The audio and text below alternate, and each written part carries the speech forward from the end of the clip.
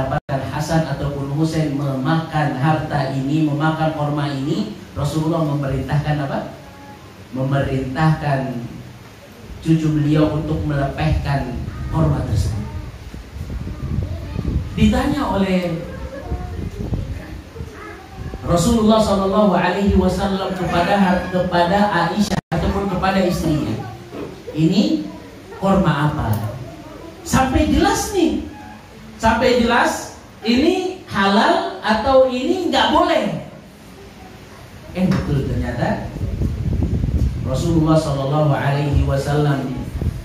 mendapatkan kabar bahwasannya korma tersebut adalah korma dari hasil zakat dan nggak boleh dikonsumsi untuk keluarganya Rasulullah SAW.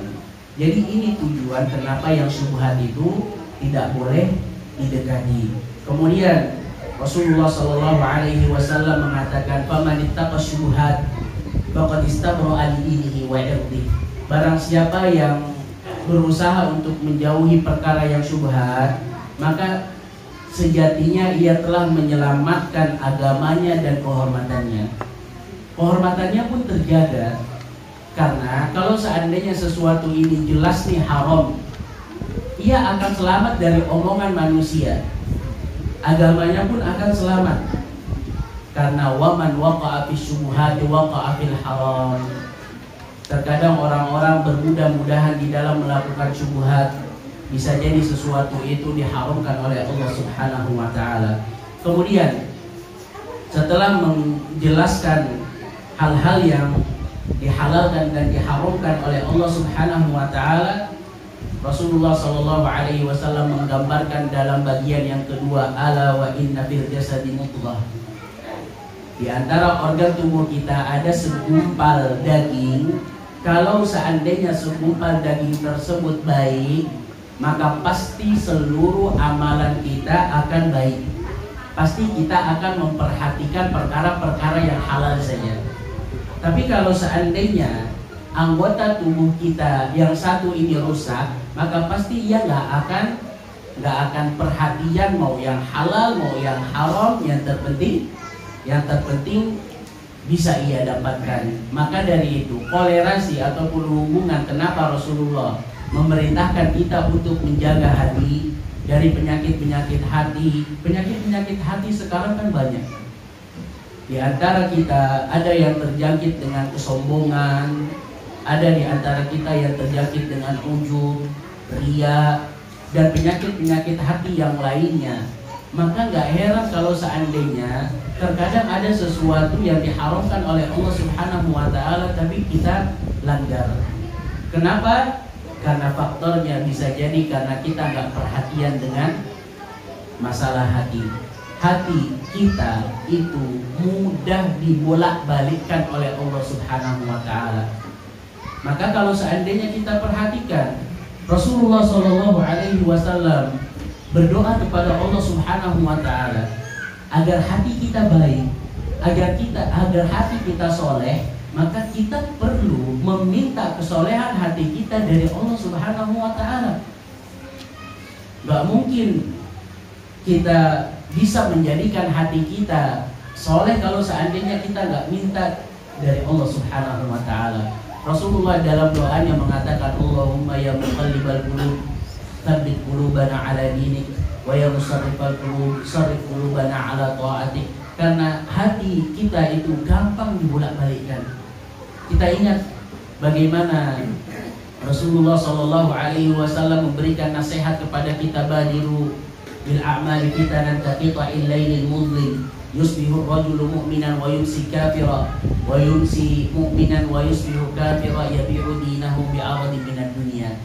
Kata Rasulullah SAW, bersegeralah kalian beramal sebelum datang satu waktu, sebelum datang fitnah-fitnah ataupun ujian-ujian. Yang dengan ujian-ujian tersebut ada orang yang pagi harinya masih dalam keadaan seorang muslim, akan tetapi di sore harinya ia telah murtad dalam beragama. Begitu juga sebaliknya, ada orang yang sorenya masih muslim, akan tetapi di pagi harinya sudah keluar dari agama Islam. Karena memang hati kita itu berbolak-balik hadirin. Dan kesolehan hati itu menyebabkan seluruh anggota tubuh kita mudah untuk melakukan amalan-amalan ketaatan. Selama ini kalau seandainya kita berat di dalam melakukan amalan-amalan ketaatan, itu bisa jadi faktornya karena hati kita yang gak bersih. Maka pertanyaannya, kalau seandainya kita mau menjadi orang yang soleh, mau menjadi orang yang istiqomah, perbaiki hati kita terlebih dahulu. Bersihkan hati kita. Gak bisa, enggak, harus dibersihkan. Rasulullah SAW ketika akan menerima ilmu, ketika akan menjadi seorang nabi, apa yang dilakukan oleh malaikat Jibril? Dibelah dadanya, kemudian hatinya dibersihkan dengan air Zam-Zam. Dan sebanyak 2 kali pembersihan hati yang dilakukan oleh malaikat Jibril kepada Rasulullah SAW.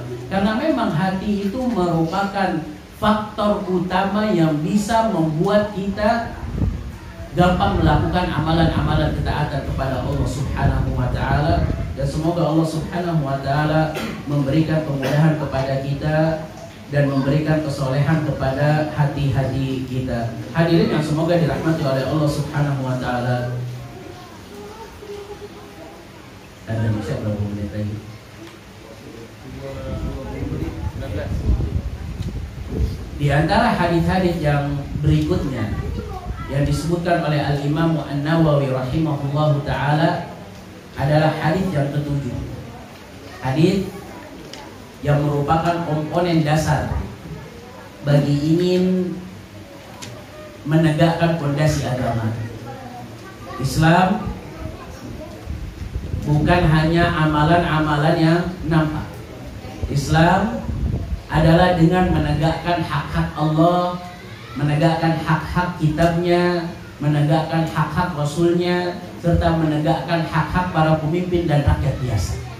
Inilah yang digambarkan oleh Tamim ibni Aus Ad-Dari radhiyallahu ta'ala anhu. Berbicara tentang Tamim ibni Aus Ad-Dari radhiyallahu ta'ala anhu, beliau adalah salah seorang sahabat Rasulullah SAW yang datang serta memeluk agama Islam. Kemudian dia pula yang memberikan kabar tentang hadis jasasah ataupun hadis tentang berjumpanya ia dengan Dajjal. Dikabarkan pun di atas mimbar Rasulullah SAW mendengarkan tentang pertemuan Tamim ibni Aus Ad-Dari dengan Dajjal. Jadi senior ngambil ilmu dari junior. Ketika digambarkan tentang perjumpaan Tamim dengan Dajjal, maka ini menjadi satu yang harus kita perhatikan, bahwasannya kalau seandainya kita ngerasa usia kita itu masih usia kita itu udah senior, gak usah minder ngambil ilmu dari orang-orang yang masih muda. Karena memang inilah metode orang-orang terdahulu. Ketika mereka belajar dari orang-orang yang senior, kemudian mereka juga belajar dari orang-orang yang junior. Kita lihat bagaimana Tamim ketika menggambarkan kepada Rasulullah SAW bahwasanya ia melihat Dajjal. Kemudian apa yang diucapkan oleh Tamim itu disebutkan oleh Al-Imam An-Nawawi di dalam kitabnya Sahih Muslim, yang disebutkan oleh Al-Imam Muslim di dalam kitabnya Sahih. Ini menandakan bahwasanya begitulah metode di dalam mencari ilmu. Nggak perlu minder kalau seandainya yang berbicara di depan kita itu usianya lebih muda. Dan yang masih muda, kalau seandainya mungkin memiliki kapasitas, hendaknya memposisikan senior-senior itu pada posisi yang sesuai dengan posisi beliau. Di antara yang disebutkan di dalam biografi Tamim Ad-Dari radhiyallahu taala anhu bahwasannya beliau termasuk di antara sahabat-sahabat yang gemar melaksanakan qiyamul lail. Ini qiyamul lail ini menjadi kebiasaan orang-orang yang soleh. Qiyamul lail itu bisa kita mulai setelah selesai sholat isya. Entah itu mungkin kita mau hanya sholat witir saja. Jangan sia-siakan perjumpaan kita dengan malam kecuali kita melaksanakan qiyamul lail. Karena ini adalah satu kenikmatan Allah Subhanahu wa taala berikan kepada kita berjumpa dengan malam. Sampai di antara orang-orang terdahulu itu mengatakan kalau seandainya bukan karena ada malam hari di musim dingin, maka pasti aku nggak suka kalau tinggal di dunia ini. Karena apa? Karena malam pada posisi musim dingin itu jumlah jamnya lebih banyak. Yang dengan itu kesempatan ia bermunajat kepada Allah, qiyamul lail itu besar. Disebutkan kana kathirat tahajjud qama lailatan bi ayatin hatta asbah wa hiya am hasibal ladzina jtarahu sayyiati an naj'alahum kal ladzina amanu. Pernah satu waktu Tamim itu melaksanakan qiyamul lail, kemudian ia hanya membaca satu ayat. Sampai kapan? Sampai mendekati waktu sholat subuh. Hanya satu ayat. Saking apa? Saking khusyuknya dia ketika membaca ayat ini. Am hasibal ladzina jtarahus sayyi'at. Apakah orang-orang yang berbuat buruk mereka menyangka bahwasannya mereka akan diberlakukan sama oleh Allah Subhanahu wa taala seperti orang-orang yang berbuat baik. Itulah ayat yang sering diulang-ulang oleh Tamim bin Aus. Karena mungkin ia nggak pede dengan amalan dia. Ia khawatir kalau seandainya ia termasuk di antara orang-orang yang menyangka bahwasannya amalan-amalan perbuatan buruk itu sama dengan orang-orang yang melakukan amalan-amalan yang baik. Hadirin yang semoga dirahmati oleh Allah Subhanahu wa taala. Dalam hadis ini Tamim ibni Aus Ad-Dari radhiyallahu taala anhu menunjukkan kepada kita tentang pentingnya mendirikan hak, menjadi penasehat, pentingnya nasihat serta tingginya kedudukan nasihat di dalam agama Islam. Di antara hal yang dimaksudkan ketika Rasulullah SAW mengatakan ad-dinun nasihat, agama itu adalah nasihat. Agama itu adalah mendirikan hak-hak yang wajib kita tunaikan. Rasulullah SAW ulang nasihat tersebut sampai 3 kali di dalam redaksi yang lainnya. Ini pertanda bahwasanya agama itu gak jauh-jauh dari yang namanya nasihat. Agama itu gak jauh-jauh dari yang namanya mendirikan dan menunaikan hak-hak. Maka hak-hak siapa saja yang harus kita perhatikan? Kata para sahabat, liman ya Rasulullah, kalau seandainya agama itu didasari dengan menegakkan hak, maka hak siapa saja yang harus kita perhatikan? Rasulullah menjawab, lillahi wa li kitabihi wa li rasulihi wa li a'immatil muslimina wa 'ammatihim. Kita harus memperhatikan hak-haknya Allah Subhanahu wa taala. Ini intisari dari agama Islam. Memperhatikan hak-hak Allah Subhanahu wa taala dengan cara apa, Ustaz? Dengan cara banyak. Mengikhlaskan amalan ibadah hanya karena Allah Subhanahu wa taala, meyakini keesaan dari rububiyahnya Allah Subhanahu wa taala, meyakini nama-nama dan sifat-sifat Allah Subhanahu wa taala yang mulia, menjauhi maksiat-maksiat yang Allah Subhanahu wa taala larang kita untuk melakukan apa yang diperintahkan oleh Allah Subhanahu wa taala, membenarkan kabar-kabar yang sudah dikabarkan oleh Allah Subhanahu wa taala, menyeru agar umat manusia mau mentauhidkan Allah, menyeru agar orang-orang tidak terjerumus ke dalam kesyirikan, serta banyak hak-hak Allah Subhanahu wa taala yang mungkin belum kita tunaikan. Pertanyaannya, dari sekian banyak hak-hak, maka sudahkah kita memiliki nasib ataupun memiliki jatah untuk menunaikan hak-hak Allah Subhanahu wa taala tersebut? Itu PR besar. Yang kedua, menunaikan hak-haknya Rasulullah Sallallahu Alaihi Wasallam. Yang kedua, menunaikan hak-haknya Al-Quranul Karim. Bagaimana cara menunaikan hak-hak Al-Quranul Karim? Dengan mengimani bahwasannya Al-Quran itu adalah kalamullah, bukan makhluk. Kemudian mengagungkan Al-Quranul Karim, menghormati Al-Quranul Karim dengan cara membacanya, mengamalkannya, membenarkan apa-apa yang ada di dalam Al-Quranul Karim, menjauhi larangan-larangan di dalam Al-Quranul Karim, mentadabburi ayat-ayatnya, kemudian membela Al-Quranul Karim. Kalau seandainya ada di antara orang-orang yang berusaha untuk menghina Al-Quranul Karim, kita harus bela sekuat tenaga.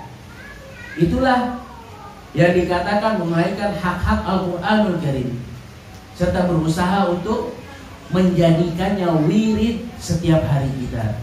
Karena Al-Quran itu indah, Al-Quran itu adalah pelipur lara, Al-Quran itu adalah penyejuk hati. Lihat bagaimana Sallallahu Alaihi Wasallam dengan Al-Quranul Karim. Lihat bagaimana para sahabat ketika mereka membaca Al-Quranul Karim ditadabburi dengan benar-benar. Kata Abdullah bin Umar, para sahabat itu ketika mereka belajar Al-Quranul Karim, mereka belajar 10 ayat akan tetapi continue sampai kapan? Sampai dihafal, kemudian sampai diamalkan dari 10 ayat tersebut. Hadirin yang semoga dirahmati oleh Allah Subhanahu wa Ta'ala. Jadi pertanyaannya, sudahkah kita membaca Al-Quranul Karim dan mengamalkannya? Setelah kita mengetahui ini hak-hak yang harus kita tunaikan terhadap Al-Quranul Karim, atau bahkan mungkin kita jauh dari Al-Quranul Karim. Jadi bola itu berada pada diri kita. Yang berikutnya, menunaikan hak-hak Rasulullah Sallallahu Alaihi Wasallam. Bagaimana caranya? Mengimani bahwasanya Rasulullah adalah utusan Allah, tidak menjadikan kekhususan ilahiyah untuk Rasulullah Sallallahu Alaihi Wasallam. Beriman terhadap apa yang beliau sampaikan, mempercayai apa yang beliau kabarkan, berusaha untuk meninggalkan larangan-larangan Rasulullah Sallallahu Alaihi Wasallam, berusaha untuk menghidupkan sunnahnya, berakhlak dengan akhlak yang dimiliki oleh Rasulullah Sallallahu Alaihi Wasallam, mencintai keluarganya, anak-anaknya, ahlu baitnya, mencintai apa yang dicintai oleh Rasulullah Sallallahu Alaihi Wasallam. Itu PR kita yang banyak. Coba renungi, sudah seberapa besar kita menunaikan hak-hak Rasulullah, yang mana kalau seandainya kita perhatikan, beliau amat sangat menyayangi umatnya. Begitu banyak dalil-dalil yang menandakan bahwasanya Rasulullah adalah sosok yang amat sangat sayang dengan kita sebagai umatnya. Mana buktinya? Kata Aisyah radhiyallahu taala anha, tidaklah Rasulullah sallallahu alaihi wasallam diberikan opsi untuk melakukan 2 perkara kecuali beliau pilih mana yang paling mudah untuk dilakukan oleh umatnya. Ini kan udah luar biasa banget. Jadi syariat-syariat yang sekarang sampai kepada kita itu adalah syariat yang paling mudah yang dipilihkan oleh Rasulullah SAW. Kita ini sudah sampai mana titik membelanya kita untuk Rasulullah SAW, menghidupkan sunnahnya, atau bahkan mungkin kita masih minder kalau seandainya jalan dengan menggunakan celana yang gak isbal, ataupun kita masih malu menegakkan sunnah Rasulullah SAW. Kemudian hak yang berikutnya yang harus kita tunaikan adalah hak pemimpin kita. Kita nggak bisa pungkiri memang pemimpin-pemimpin kita itu terkadang berbuat salah. Tapi apa yang harus kita lakukan? Karena pemimpin-pemimpin kita itu memiliki hak yang harus kita tunaikan. Di antara hak-hak mereka adalah mendoakan kebaikan mereka. Ini diajarkan oleh Rasulullah SAW. Ketika Rasulullah SAW tahu bahwasanya kesolehan pemimpin itu akan nular kepada rakyatnya. Gimana kita akan menjadikan pemimpin-pemimpin kita yang soleh kecuali kalau seandainya kita berdoa kepada Allah Subhanahu wa Ta'ala. Disebutkan oleh Fudail bin Iyad, kemudian Ahmad bin Hanbal rahimahumullahu ta'ala, bahwasanya mereka berkata, kalau seandainya aku tahu ada doa satu saja yang pasti di-ACC oleh Allah, maka pasti aku akan doakan untuk kepemimpinanku. Kemudian di antara hak yang harus kita tunaikan ketika kita melihat pemimpin-pemimpin kita salah, ya tegur nggak masalah. Tapi tegurnya bukan di sembarangan tempat. Kita memiliki akses untuk berbicara hati ke hati, maka inilah yang dilakukan oleh orang-orang terdahulu. Kalau seandainya menjelek-jelekkan pemimpin di atas mimbar, kemudian di kajian-kajian menjelek-jelekkan dan yang lainnya, hal tersebut sama sekali nggak akan efisien. Nggak mungkin juga nasihat tersebut sampai kepada para pemimpin kita. Kalaupun sampai, yang namanya hati kalau seandainya udah dijelek-jelekkan, itu pasti nggak akan diterima. Ini Imam Syafi'i yang mengatakan, kalau seandainya kalian melihat diriku salah, kemudian kalian ingin menasehatiku, coba tolong nasehatiku itu hanya antara orang yang menasehati dengan yang dinasehati. Jangan menasehatiku di halayak ramai. Karena apa? Karena itu bukan merupakan nasihat. Karena itu adalah fadhihah, itu adalah menggembor-gemborkan aib, dan gak akan mungkin nasihat tersebut diterima. Ini secara logikanya saja. Kemudian di antara hak-hak yang dimiliki oleh pemimpin kaum muslimin adalah mengingatkan mereka dengan lemah lembut jika mereka salah, tidak memprovokasi atau mengajak orang-orang keluar dari ketaatan para pemimpin. Kita lihat bagaimana Imam Ahmad disiksa, dipenjara, dipukul oleh pemimpin kaum muslimin pada saat itu. Akan tetapi Imam Ahmad sama sekali nggak memerintahkan mereka untuk berontak. Kata Rasulullah SAW, taatilah pemimpinmu. Kalau seandainya ia ambil hartamu atau ia pukul punggungmu, udah taati aja. Karena nggak ada kebaikan ketika kita melihat orang-orang yang mungkin menyorak-nyorakkan kesalahan-kesalahan pemimpin. Itu kita lihat lebih banyak madharatnya yang kita temukan. Itulah indahnya Islam. Hadirin yang semoga dirahmati oleh Allah Subhanahu wa taala. Dan yang terakhir, menunaikan hak-hak rakyat dengan rakyat. Bagaimana caranya? Yang pertama dengan menunjukkan kepada mereka jalan-jalan yang benar di dalam agama Islam ini. Ini hak yang paling besar. Menunjukkan kepada kawan-kawan kita, ini loh agama Islam yang indah. Ini loh agama Islam yang baik. Ini loh agama Islam yang di atas segala-galanya. Ini merupakan hak yang harus kita perhatikan sesama rakyat. Jadi kalau seandainya ada syarat, ada kajian ataupun ada daurah, apa salahnya kita mengajak keluarga besar kita misalnya, atau bahkan mungkin kita mengajak.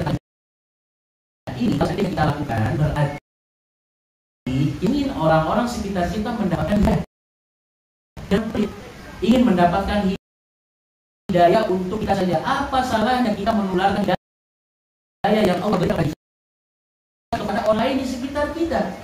Yang berikutnya, mengajarkan mereka perkara-perkara agama Islam, seperti mengajarkan bagaimana tata cara sholat, bagaimana tata cara melaksanakan amalan ibadah. Kemudian yang berikutnya juga menghadiahkan mereka apa-apa yang bisa kita hadiahkan.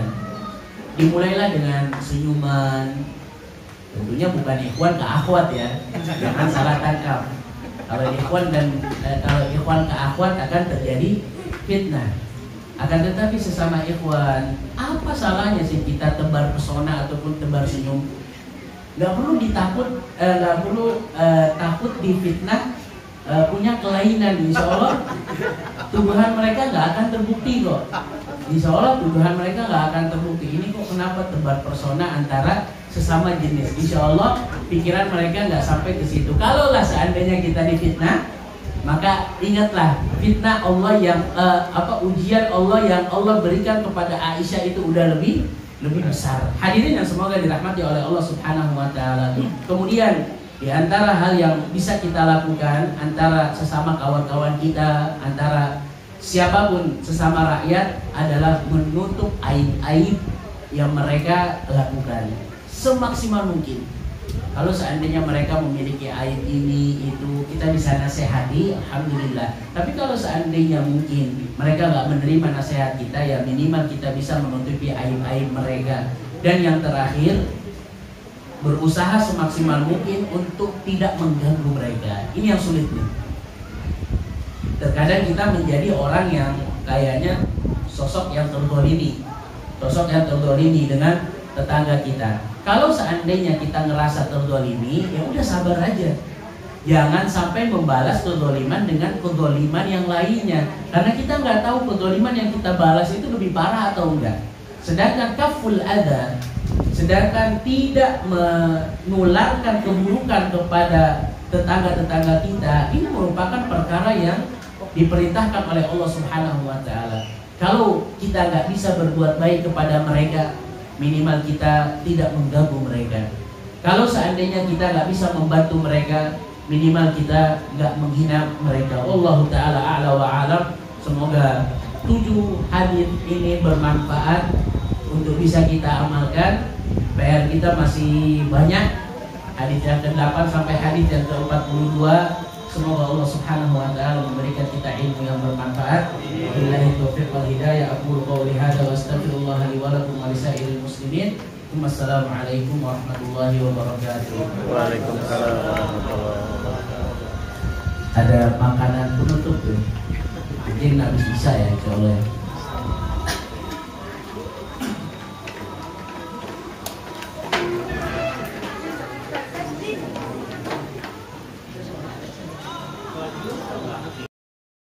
Disebutkan oleh salah seorang sahabat yang bernama An-Nu'man bin Bashir radhiyallahu taala anhuma,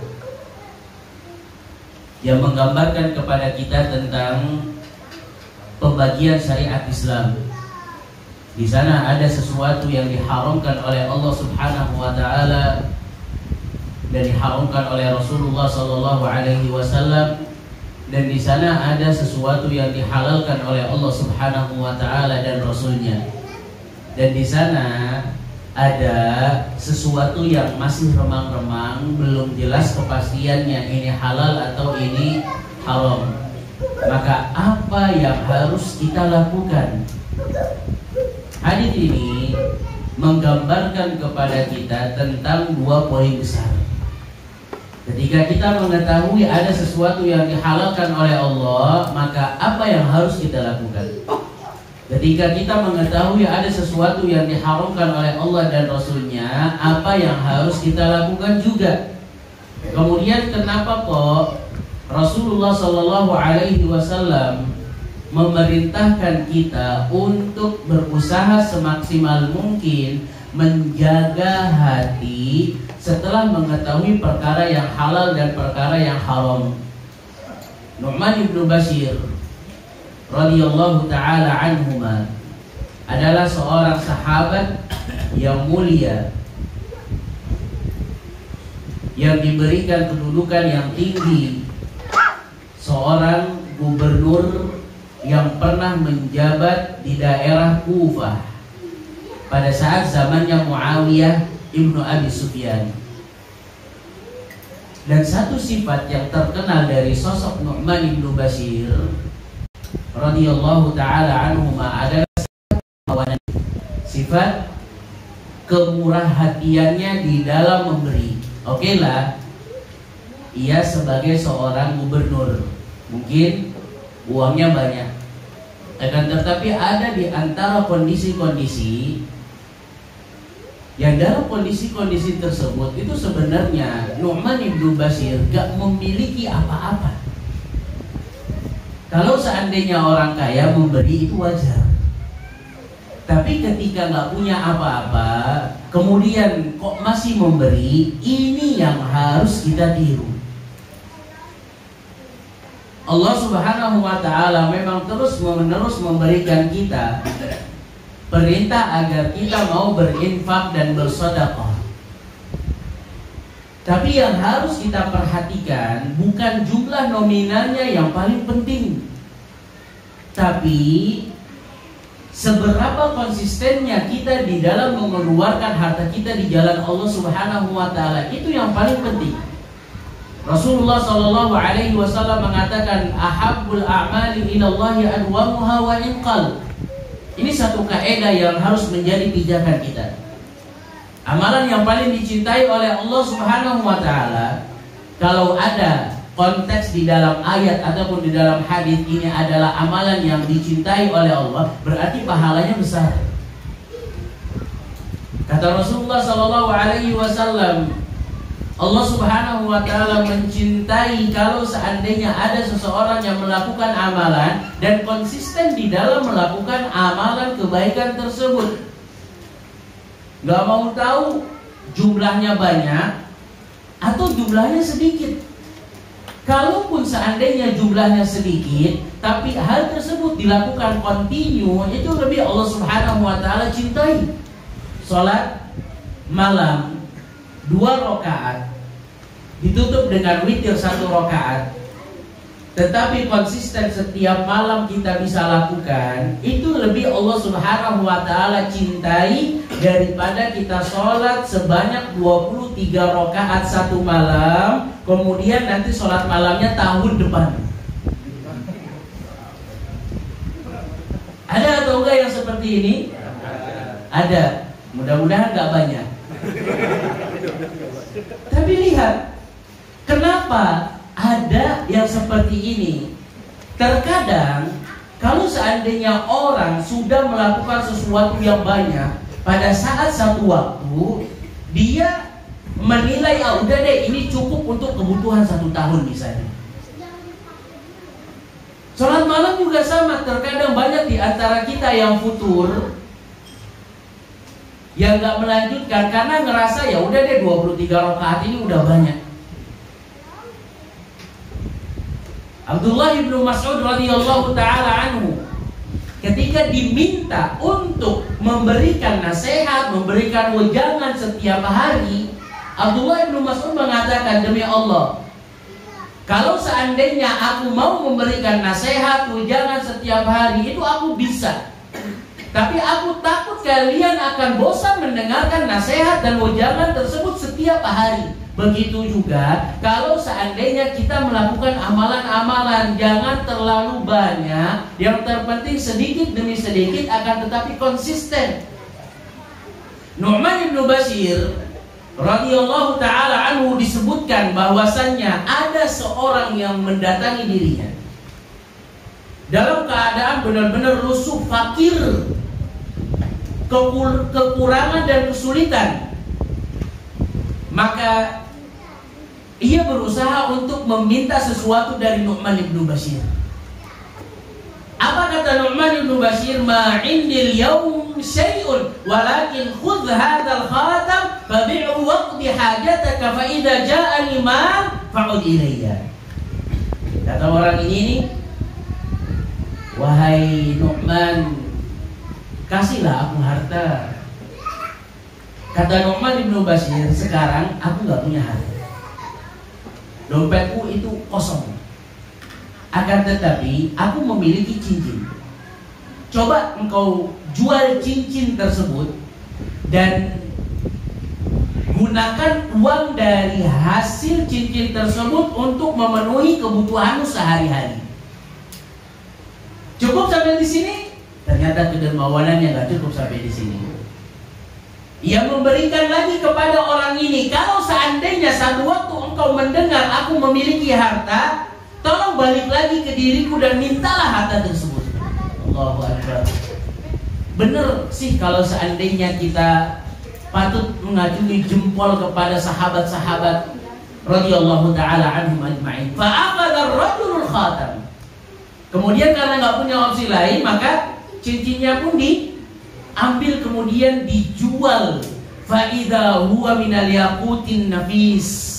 Dan subhanallah, ketika ia berusaha untuk menjual cincin tersebut, ternyata cincin tersebut berasal dari mutiara yang amat sangat berharga. Fasa'ala anhu faqila lahu hadza yusawi alafad darahim. Ini harganya berapa? Kata penjual, cincin yang engkau akan jual itu setara dengan ribuan dirham. Faqala ar-rajul, terkaget-kaget dan mengatakan, an abi al-khatam wa innama arada an yughniyani bihi. Nu'man bin Bashir itu nggak ingin menjual cincinnya. Sebenarnya ia berusaha ketika menjual cincinnya untuk memenuhi kebutuhan aku. Luar biasa kan? Faraja'a ila Nu'man. Kemudian karena nggak tega mau jual cincin yang harganya mahal, ia mengatakan, ya Amir, wallahi ma bi'tul khatam faqad aghnani Allahu bi barakatika. Wahai Nu'man, aku nggak jadi menjual cincin tersebut. Allah Subhanahu wa ta'ala telah memberikan aku kecukupan karena dengan sebab keberkahan yang engkau miliki. Maka Nu'man pun senyum sambil berkata kepada dirinya, alhamdulillahilladzi ja'ala judana sababan fi ghinan nas. Alhamdulillah, segala puji milik Allah Subhanahu wa ta'ala yang menjadikan kedermawanan kita sebab untuk mencukupi manusia. Ini kan luar biasa. Itulah Nu'man ibnu Bashir radhiyallahu ta'ala anhu. Sempat ditanyakan kepada Nu'man ibnu Bashir, kok bisa engkau sedermawan itu wahai Nu'man? Kata Nu'man, al-mal malullah. Harta ini adalah harta yang diamanatkan oleh Allah Subhanahu wa ta'ala. Harta ini adalah hartanya Allah Subhanahu wa ta'ala. Fa uhibbu an akuna man ahabbahum ilallahi bi'it'ami iyalihi. Dan aku berharap, aku suka kalau seandainya aku menggunakan harta ini di jalan yang Allah Subhanahu wa ta'ala ridhoi, dengan memberikan makanan kepada orang-orang yang membutuhkan. Hadirin yang semoga dirahmati oleh Allah Subhanahu wa ta'ala, inilah kedermawanan yang hakiki. Di saat kita tidak memiliki kemampuan untuk memberikan apa yang kita miliki, kita bisa menyumbang pikiran, kita bisa menyumbang apa yang kita ketahui, kita bisa menyumbang apa yang kita miliki dari kemampuan-kemampuan kita. Karena inilah yang dinamakan dengan kemurahan ataupun kemuliaan kedermawanan yang hakiki. Dan kedermawanan para sahabat itu rata-rata didasari karena mereka memiliki iman.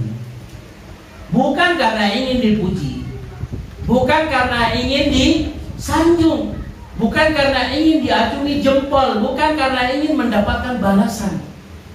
Itulah yang harus kita tiru dari sosok-sosok sekali para sahabat ridwanullahi alaihim ajma'in.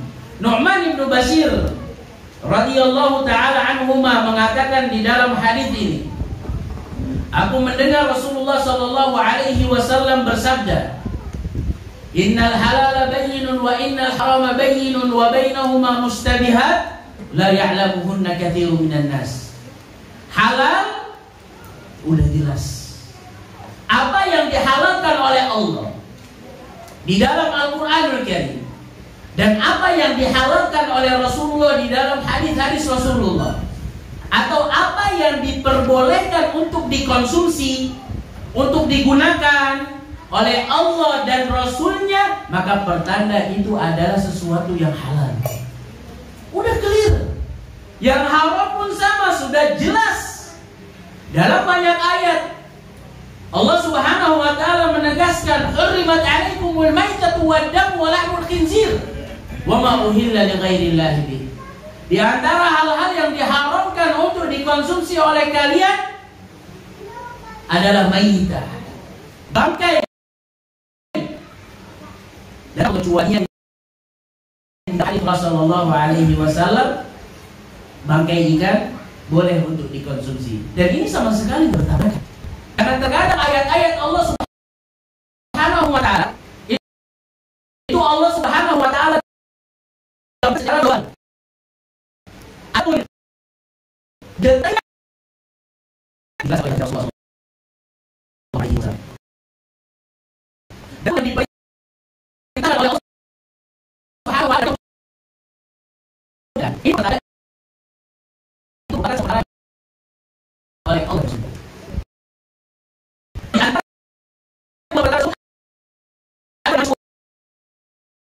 perkara yang masih belum jelas halalnya atau haramnya.